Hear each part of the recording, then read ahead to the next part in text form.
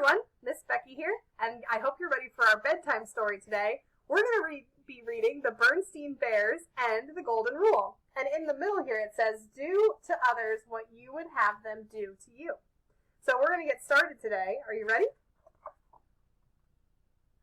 And it says, do to others what you would have them do to you. And that's Matthew chapter 7, verse 12. So, big important Bible verse for us. The Berenstain Bears and the Golden Rule. When Sister Bear received a beautiful golden locket for her birthday, she was surprised and pleased. It was shaped like a heart and it had her name on it. "Happy birthday, dear," said Mama Bear and Papa Bear, giving her a big hug. Sister tried the locket on and looked at herself in the mirror. "I love it," she said. "I'm going to wear it all the time." "It opens up," said Papa. "Look." He showed her the little golden clasp that you pressed to pop the locket open. "Neat," said Sister. She looked inside, expecting to find a little picture or a mirror or something, but all that she could see inside the locket were a few simple words. Do to others what you would have them do to you. Sister was puzzled. The words seemed familiar, but she wasn't sure why. "What's this?" she asked. "It's the Golden Rule," explained Mama. "What's that?" Sister wondered.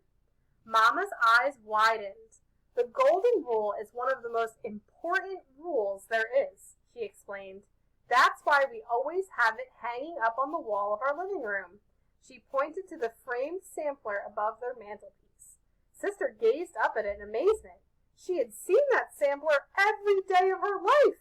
No wonder the words seemed familiar. "Oh," she said, a little embarrassed. "I never really thought about what it said before. What does it mean?" "The Golden Rule," Papa explained, "tells you to treat other people the way you want to be treated yourself." "Why is it inside my locket?" she wondered. "It's a golden rule inside a golden locket for my little golden princess," said Papa, giving her a big kiss. "It's called the Golden Rule," explained Mama patiently, "because it's precious just like gold. But it's not about the gold you wear around your neck or on your finger." She held out her wedding ring. "It's about the golden treasure we keep inside our own hearts.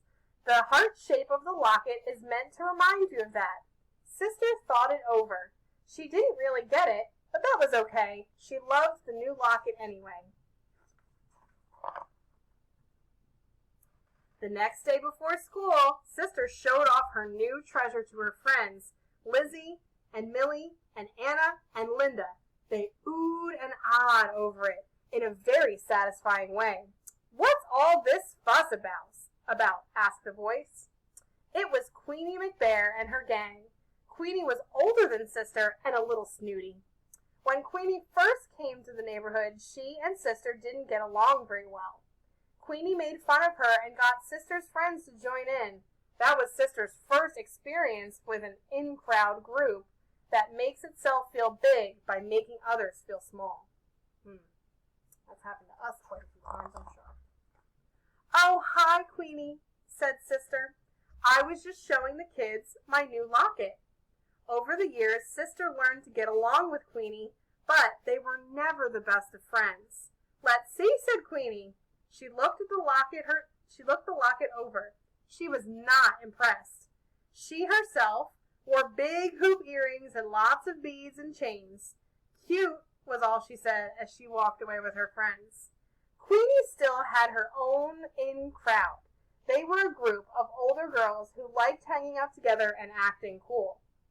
Mostly they spent their time painting their nails and giggling about boys. But that was okay with Sister. She had her own group of friends to hang out with. But it had never occurred to her that this might be the kind of problem until the new girl came to school. Her name was Susie MacGrizzly, and it seemed like a funny sort of name. For one thing, it had a lot of Z's in it. The new girl herself seemed a little funny too.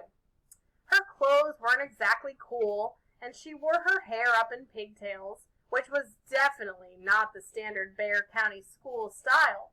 Besides, she had thick glasses and braces, not the cool kind with lots of different colors like Millie wore, just plain old braces. On her first day, of course, the new girl didn't know anyone at all. At recess, Sister noticed her standing off by herself in a corner of the playground. She looked sort of sad and lonely. Sister was thinking about going over and introducing herself when Lizzie and Anna came up. "Hiya, Sister," said Lizzie.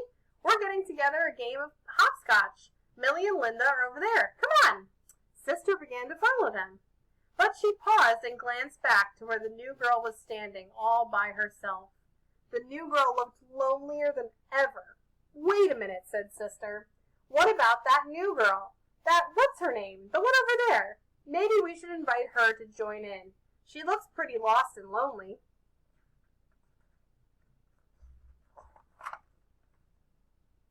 The other girls were surprised.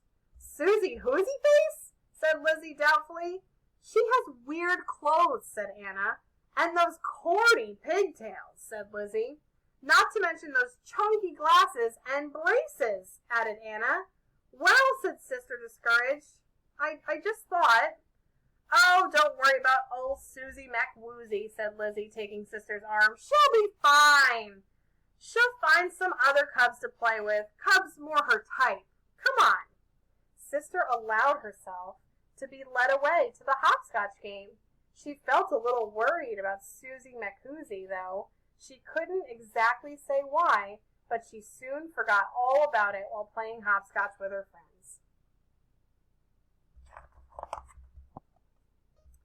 Later, when school let out, Sister got in line for her school bus. She noticed the new girl was standing right in front of her. She was going to say hi, but then Lizzie came up behind her and they started to talk. They went on talking as they got on the bus. Susie McGrizzy sat right behind them. Sister and Lizzie went right on talking together. Sister played with her new locket as she talked, twirling it around in the air. And we know what that locket has to say, right? When the bus came to her stop, Sister gathered up her things to get off, but she felt a soft tug on her arm. It was Susie McGrizzy. She was holding something out to Sister.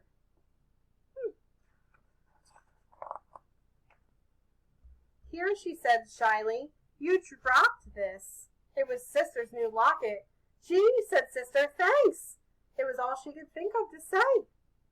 Sister climbed off the bus and watched as it pulled away. She could see Susie looking back at her from the window. Sister hung her locket around her neck. What if Susie hadn't noticed her drop it? It might have been gone for good. Mama was waiting for Sister as she climbed the front steps. "How was school today, dear?" asked Mama.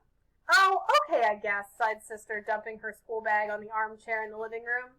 She glanced up at the framed sampler of the golden rule over the mantel.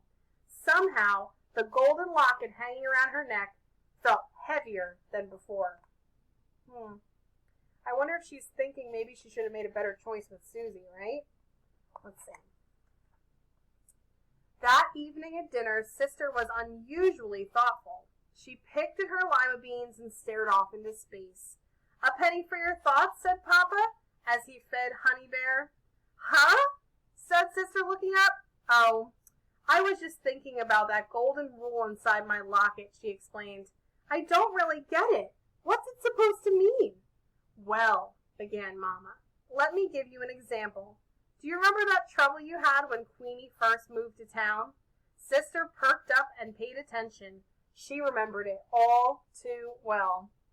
"Do you remember how Queenie started an in crowd but kept you out and made fun of your clothes and your hair bow?" Mama asked. "Do you remember how badly you felt?" Boy, did she ever. Sister started to feel hurt just thinking about it. Her lower lip began to quiver and a tear came to her eye. "All the golden rule was saying," Papa continued, "is that you shouldn't turn around and do the same sort of thing to someone else. He paused to scrape some mashed potatoes off Honey's chin. You should always treat other people the way you want to be treated yourself. But I would never do anything like that, said Sister. Besides, I don't have an in-crowd. Oh no, said Brother, who had been taking this all in. What about Lizzie and Anna and Millie and Linda? You play with them all the time, but I never see you asking anyone else to join in. That's different, protested Sister angrily. I'm just playing with my friends. We're not trying to keep anybody out. Of course not, dear, soothed Mama. I'm sure you and your friends would never dream of keeping other cubs out of your group. Sister Bear grew very quiet. Now that she thought it over, she wasn't quite so sure. Not so sure at all.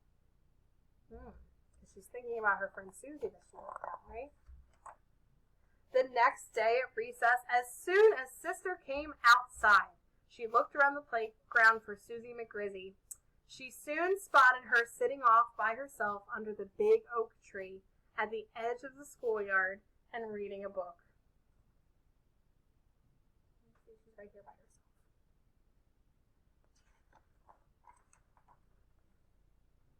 Susie marched right up to her. Hello, Susie, she said brightly. Susie looked up in surprise. Hello, she said shyly. I'm Sister Bear. And my friends and I are going to play some hopscotch, Sister told her. Would you like to join us?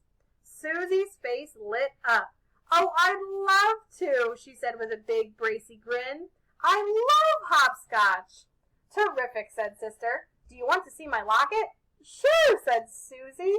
Okay, said Sister. Come on, I'll show it to you over there.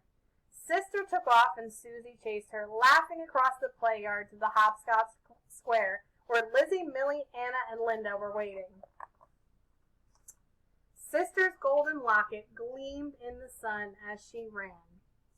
And I want all of you to think about that today, because you can always include someone to make them feel welcome and treat them the way you would like to be treated.